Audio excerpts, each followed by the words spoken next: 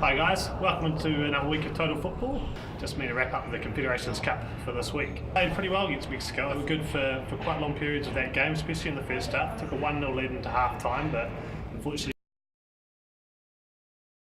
caused the All Whites a lot of problems. But a lot to like about the All Whites' performance in that first half, and they were very good at counteracting what Mexico were trying to do, and Mexico didn't really know what to do. Sort of caught a little bit off guard by the All Whites, but that second half, Mexico came into it, started to dominate. It really could have won by a few more goals.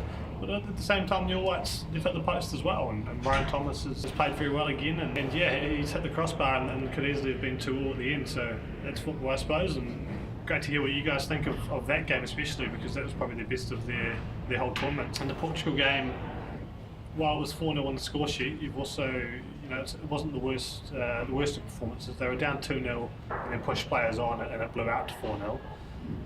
I suppose the concerning thing there was the defence and how they were set up.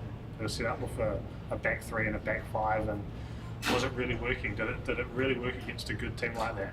Is the question I think Hudson is going to have to ask himself. It's a case of what's going to be the best formula for counteracting the teams as they progress through the rest of the year towards hopefully an intercontinental playoff against the South American team. In that Portugal game, while they played well again for periods, it never really looked like they were going to go out and actually win that game and actually beat Portugal. Portugal were very boring and as they are, and they didn't offer a hell of a lot, but there was areas of concern there for the All Whites, I think. But in particular, down the right wing back flank, Dane Ingham, young guy. Unfortunately, he had a bit of a tough time in that game and the Mexico game. So that's sort of a bit of a problem area. I think the All Whites need to fix up. What do you guys think? Let us know down in the comment section again, because it's an interesting topic to think about.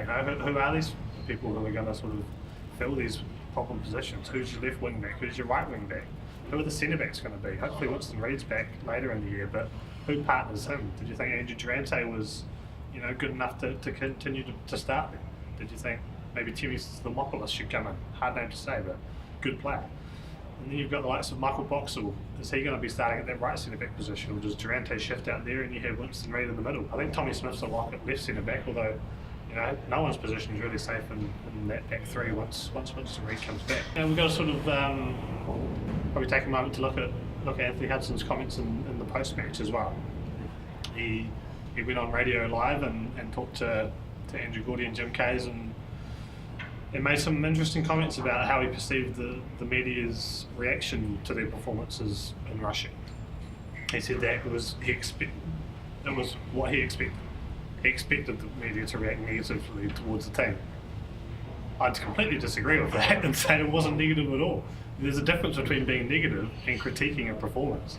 It's a case of do you want an active media looking at the team and actually looking at what you're doing and dissecting it and trying to break it down and offer a bit of interpretation of what's happening to the fans?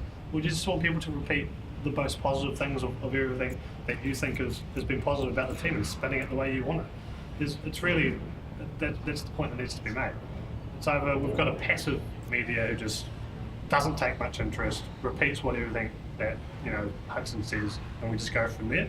We have people who are actually really actively interested in it. I think we do at the moment, and I think that's positive for the team, and it gives fans a sort of an insight and maybe a little bit of a bit of critique of what's happening.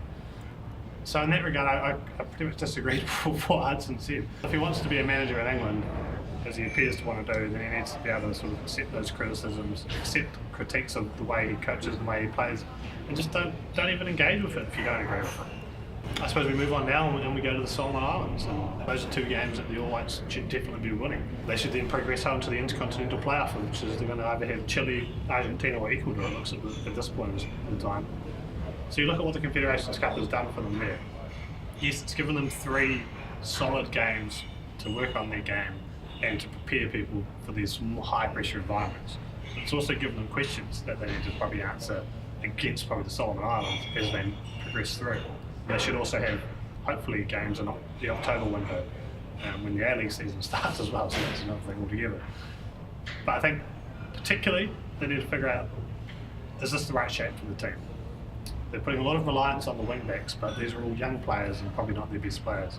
They also need to sort out the defence and how they're going to shape up with their back three, and who's going to fit in there, and how they're going to sort of defend against these teams. But yeah, it's a big year coming up, and it's really going to be the making of Hudson's era, and this is what everything's been building up towards. Thanks again, guys, for joining us this week on Total Football. If you like it, subscribe down below or give us the thumbs up. We'll see you again